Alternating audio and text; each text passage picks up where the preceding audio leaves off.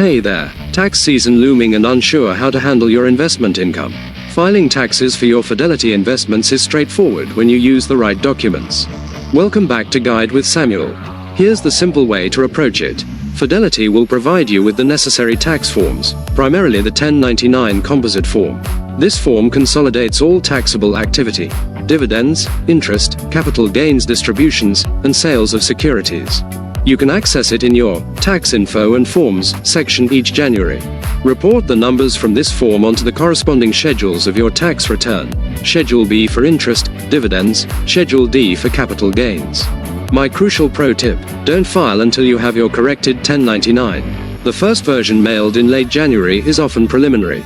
Wait for the corrected or final version available by mid-February, especially if you traded late in the year.